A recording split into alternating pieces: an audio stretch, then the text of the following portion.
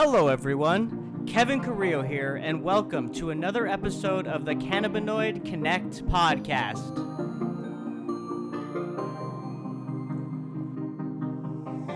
My guest today is Garrett Bain, President of EcoGen Biosciences.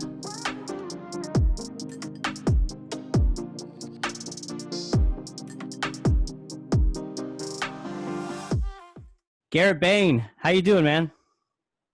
I'm well. How are you? I'm doing well. Thank you so much for making time with me on this Friday. Yeah, it's Friday, so it's the weekend. Let's go. I know, right? I'm so ready, man. It's been a long week of recording podcasts back to back, but that's a good problem to have. We're excited about it. So tell me, where are you located? Excellent. I'm located in Grand Junction, Colorado, Western Slope. Got you. Is that where you were born and raised, or where you just moved? I relocated here for the business, but I grew up in New England, born in Boston. Got you. Okay. Well, for those of you listening, I'm talking with Garrett Bain. He's the president of EcoGen Biosciences.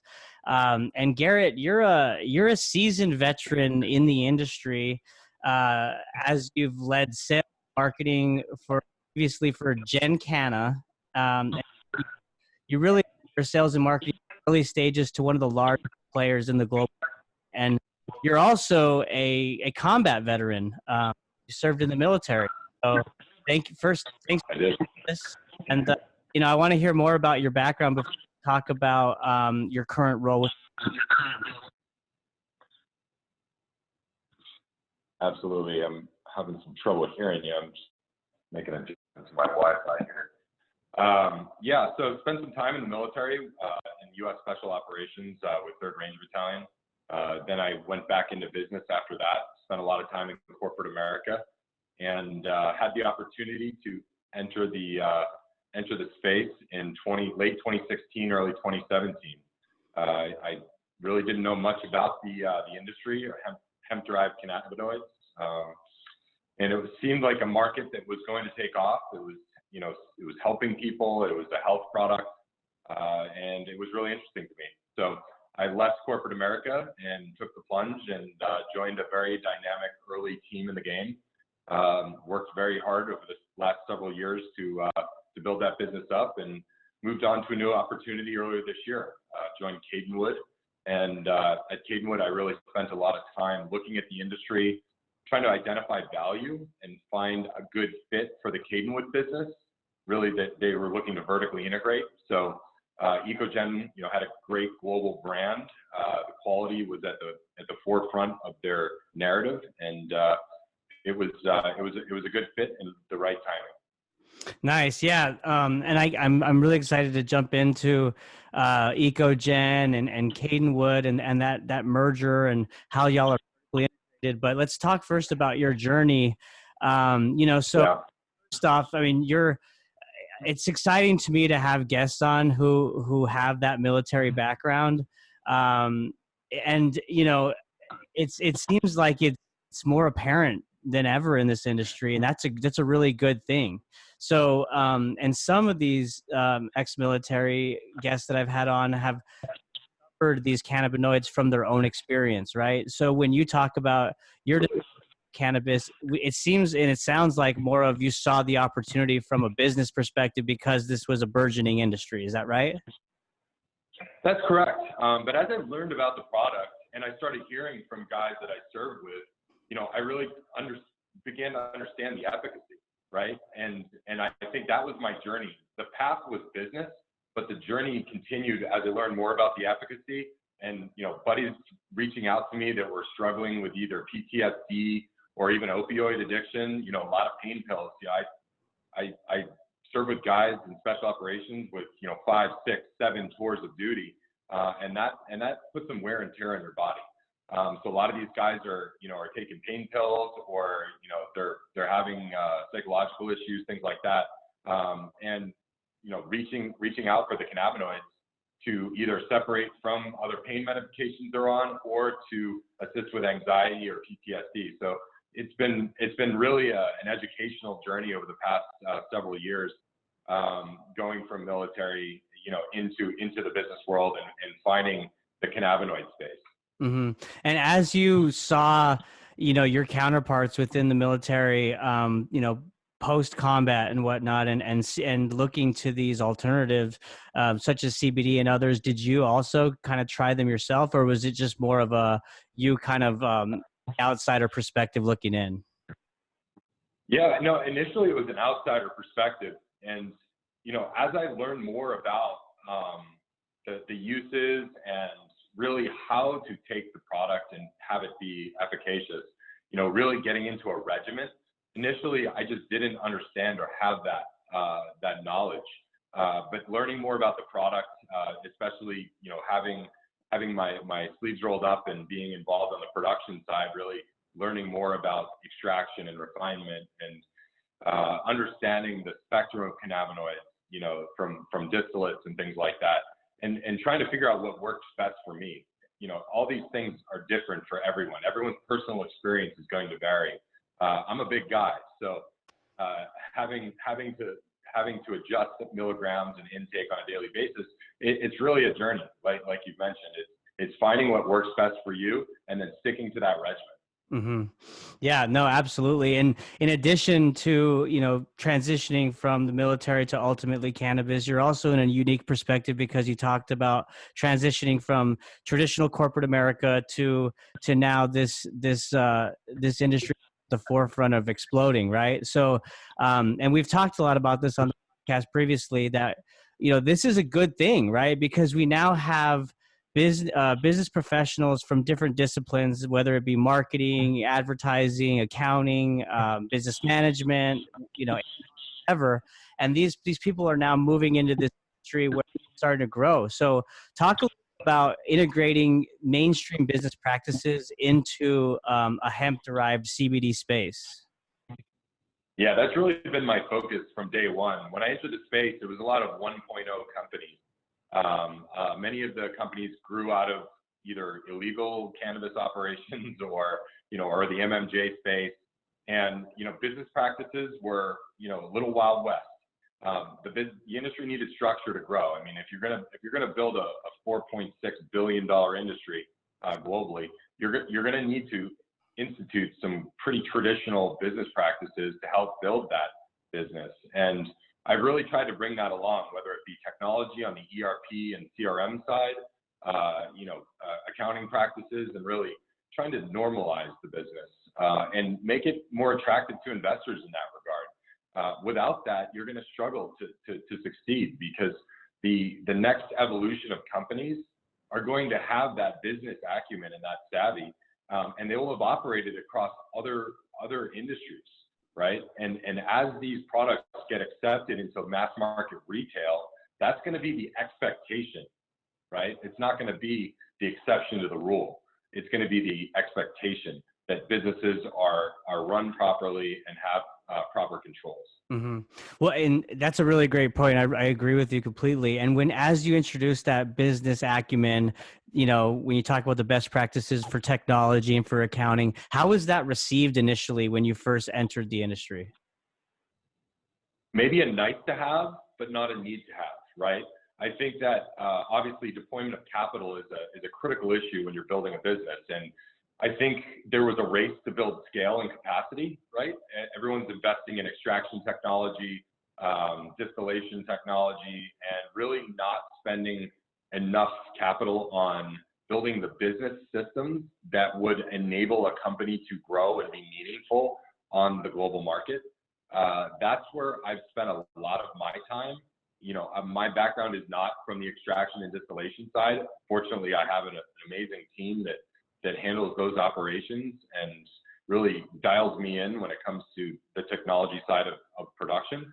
However, that needs to be married with a really robust business systems that make you relevant to a corporation or to a large brand that wants to put product on the grocery store shelf.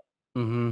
And that's a great segue. So when you talk about those business systems and processes, would you say, a differentiator that EcoGen Biosciences has within the industry now?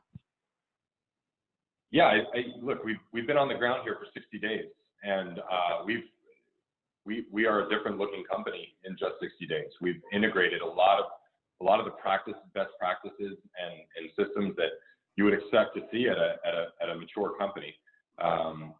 We feel very strongly that our platform, driven by technology and these systems, will be the standard in the industry. Mm-hmm. Well, let's take a step back and let me allow you the opportunity to share more information about EcoGen Biosciences. I'll kind of set the stage initially, give people the boilerplate kind of Google search result. So, EcoGen Biosciences is a vertically integrated manufacturer supplier of hemp-derived specialty ingredients in the United States. They focus on genetics, extraction, and isolates. Garrett, take it away. Yeah, so there's many facets to the EcoGen business. We have greenhouse facility where we're doing genetics research and have the ability to do seed operations. We have a 400-acre farm here on the Western Slope that we farm ourselves. We also work with contracted farmers to grow our genetics as well. We'll be looking to do that for the next season, right? So that we have a consistent, reliable supply of biomass throughout the year. We have a new processing facility that we're currently integrating into. That facility is our extraction, our distillation, refinement, and then into our various ingredient states. So we do distillates, broad spectrum distillates, isolate products, and then from those ingredients, we're also providing white label services for many of the brands in the marketplace today. So we take it as far as the customer is looking to take that product, including up into a finished good that can be shipped directly into either a fulfillment center or a retail store. Mm-hmm. Well, let's dive into each one of those topics or those categories you talked about. Let's start with genetics. So when you talk about you offering your own seeds, right? You said you also source genetics from different parties. So how do you go about that process, and how do you vet your partners when it comes to seeds and genetics? So our seeds are all developed in-house. Our genetics are maintained in-house. We provide those seeds to growing partners to grow our genetics so that we have a known entity when we get that biomass back. We understand the profile of that plant. So we do not source genetics from other parties. We develop them in-house and we stabilize them in-house. Got you. Okay. Thanks for clarifying that. Let's talk about your extraction practices. So, how what does that equipment look like? Is it CO2 extraction? Is it butane? And how much are you able to extract? Yeah. So we are in an ethanol extraction environment. We certainly R&D with a bunch of different equipment and technology, but we're currently running ethanol at the moment. It's very efficient technology, very clean technology, and right now, we are shifting into a 24/7 extraction environment. So we'll be running around the clock to continue to increase our capacity and scale. In regards to demand, what are you seeing when it comes to like distillates and isolates? I mean, are people gravitating more toward like full spectrum versus isolate or even broad spectrum? Like, is there any kind of trends that you see there? Yeah, so isolate's a very popular product, obviously, because it's an isolated molecule. It's easy to measure, right? It's basically 100% pure. You're at 99.5 or whatnot. And it's very easy to work with because you can deliver exact measurements. When you're dealing with a distillate, whether it be broad spectrum with non-detect THC or a full spectrum product, your minors, your signature of minors are going to wiggle, right, from batch to batch, even if it's from the same genetics. So I believe that there is a segment of the market that gravitates towards an isolate product simply because it's a very, very accurate, finite measurement that you can formulate product very accurately, whereas a distillate is going to have some slight variations from batch to batch. We have customers in both areas, in both spaces. I'd say broad spectrum non-detect THC is the more popular product today, simply because of the global regulatory environment. THC has always had some varying compliance and regulatory frameworks when you move from state to state and country to country. So folks that are wanting to reach out to the global market are kind of looking to remove the THC from the products just so that they have a maximum access to those countries and those states. So I'd say THC, remediated product, broad spectrum is definitely the more popular of the distillate products, and then isolate obviously on the powder side. Mm-hmm. Yeah, I could see how isolate would be more accurate from, a molecule sense and what you're really trying to get down to when it comes to the cannabinoid. But we've also heard, the entourage effect and the fact that ultimately full spectrum and having all the cannabinoids included is more healthy and better for you in the long run. But I understand that you can't control consumer demand and what your customers are wanting. So, yeah, and I use a full spectrum product myself. I do believe that there's benefit to the minor cannabinoids. We work with distillates that we believe have a much higher minor profile. So when it's formulated into a finished good, those minors are actually present and not diluted out of the formulation. So I think it's very important that when consumers are looking at full spectrum or broad spectrum products, that they're not just looking at the source material, right? The source material will show a broad spectrum or a full spectrum, but when that product is manufactured into a finished good, those minors are sometimes diluted or disappear. So I think it's important that you work with a distillate that has a significant signature of minors so that they do still show up in the finished product. Sure. Yeah. Well, let's talk about your grow now. You mentioned, what was it, 400 acres in Grand Junction? That's correct. And we have another 150 acres that we'll be adding to that here in the coming months. Wow. So, and of course that's outdoor, right? That's correct. Yeah. So when it comes to your harvest time, it's pretty seasonal, I would imagine, or I mean, how many times are y'all harvesting throughout the year? Right now we're harvesting one. We are harvesting as we speak, actually, here in the western slope of Colorado. That's ongoing. We should be out of the ground by early next week. Got you. Well, congratulations on that. I'm sure y'all are excited. It's a lot of work, especially 400 acres. Yeah, it's harvest times. I think it's exciting time for the industry. Everyone is putting in a lot of work, a lot of hours, a lot of effort to get those plants out of the ground, and I think there's some camaraderie there. I think everyone in the industry is experiencing the same things right now and the same challenges. And actually this weekend I'm meeting up with some other growers here on the western slope to join them for a dinner and a celebration, just to commemorate the harvest this year. Right. Yeah. The sense of like, we did it. We survived it. Exactly. Yeah. Exactly. Awesome, man. Well, let's talk a little more specifically about how EcoGen Biosciences is integrating technology in its agriculture and production. Talk to us more about that. Yeah, so it's what I call a pillar of strength that we're really looking to add to our platforms.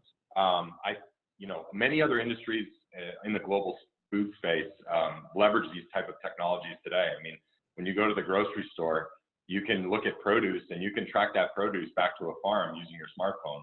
So we're looking at quality management systems and track and trace software that are integrated that will enable us to go from our genetics and farming operation and track those batches and lots all the way through our production system, and then pass that on to our GMP, quality management program, and then on to the consumer packaged goods that reach the retail shelf.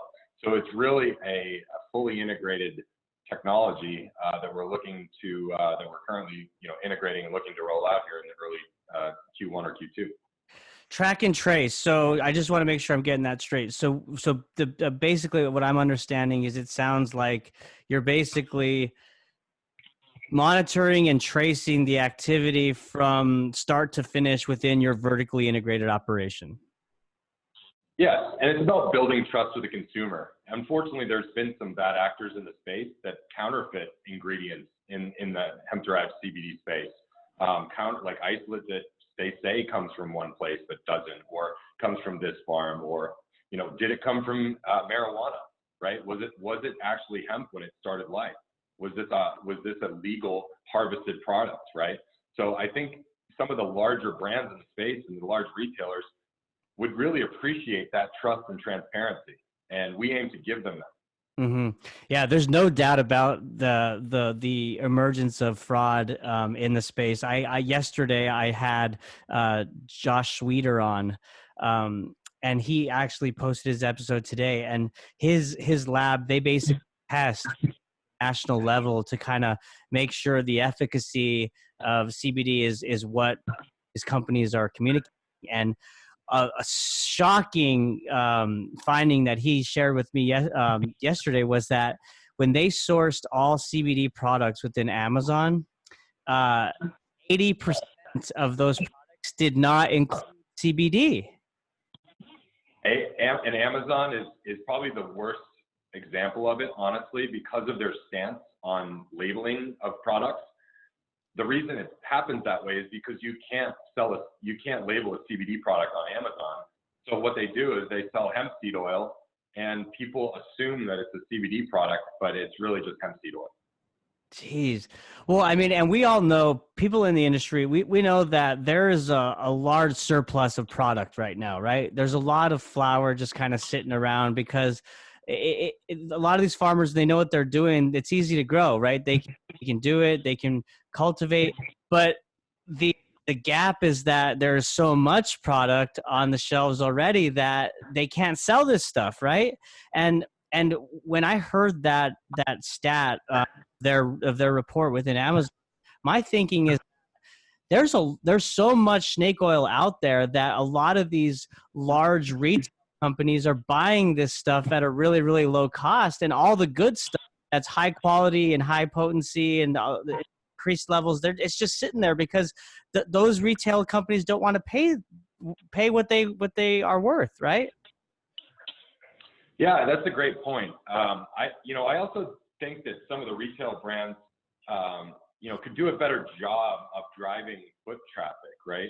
Our parent company, Cannabis, they're spending a lot of their time and marketing dollars on driving consumers into the retail stores to create turnover, right? If you have product on the shelf and you're not creating awareness around those products, then you're not going to have the turnover that the retailers are looking for to build the category on the shelf.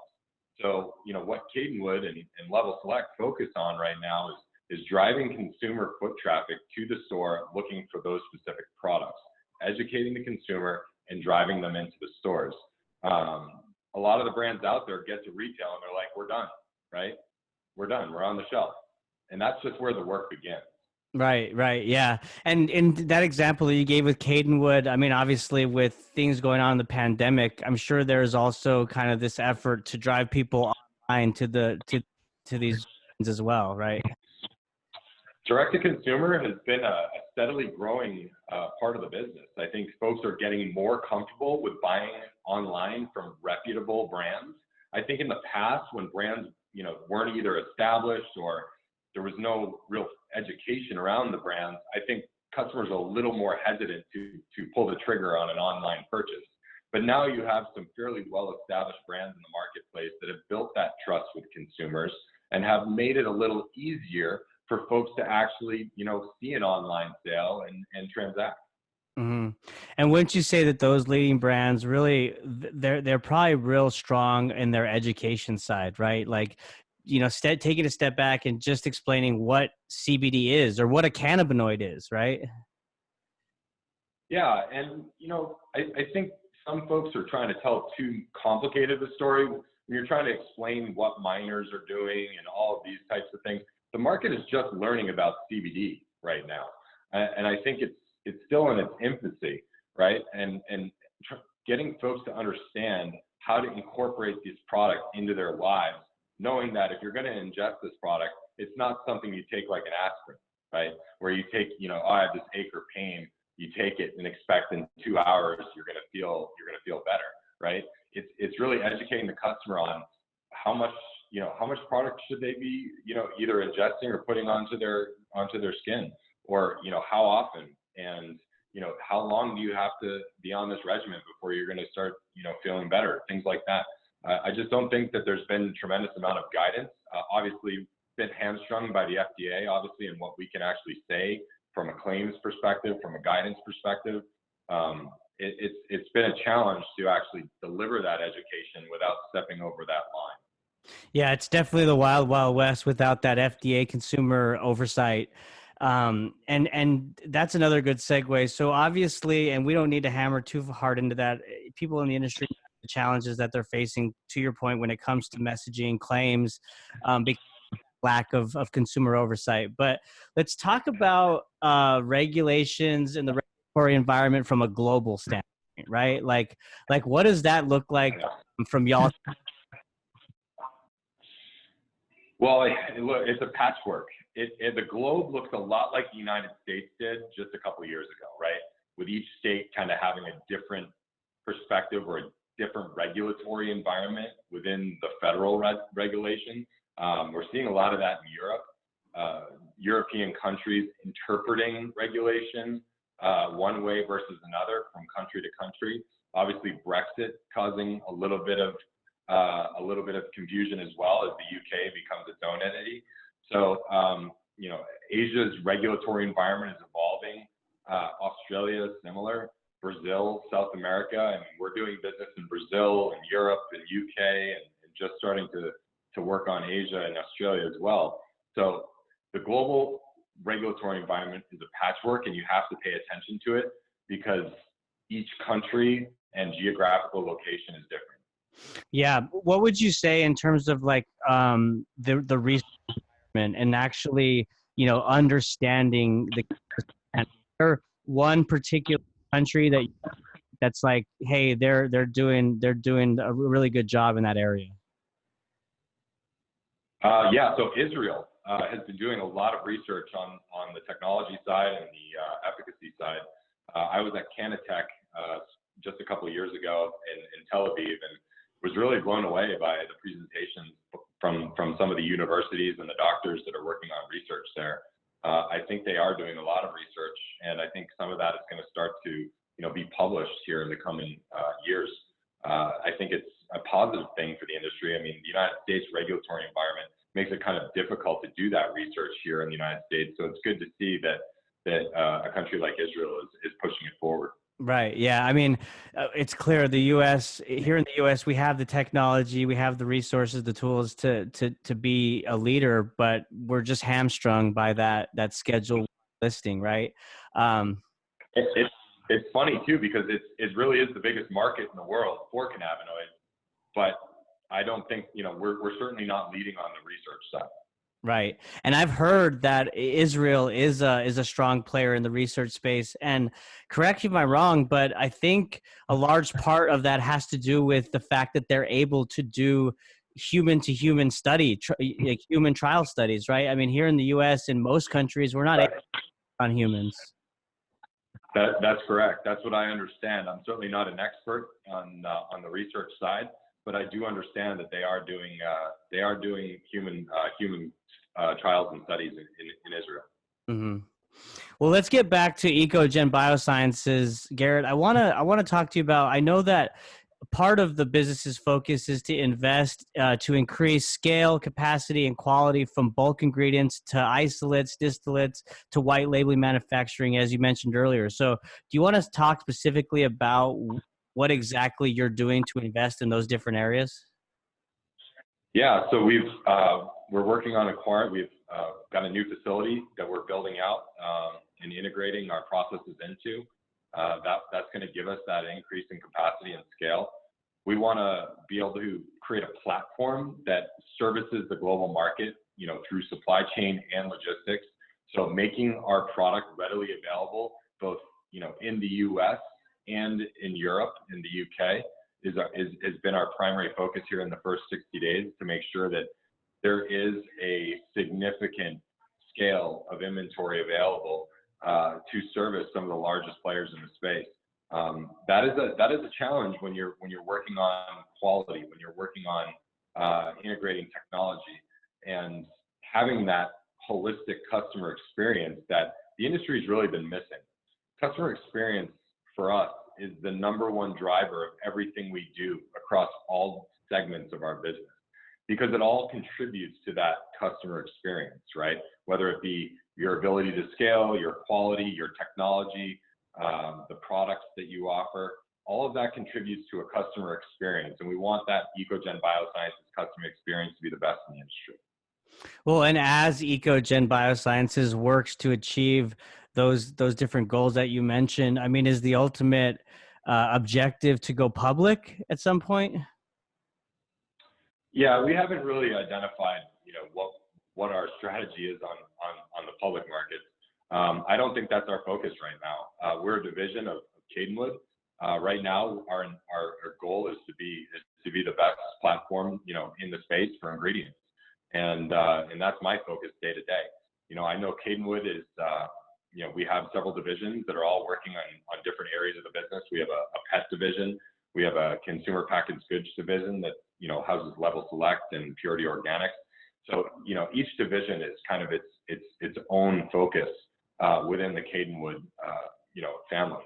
So right now, my focus is building the best platform in the world for this bulk ingredient.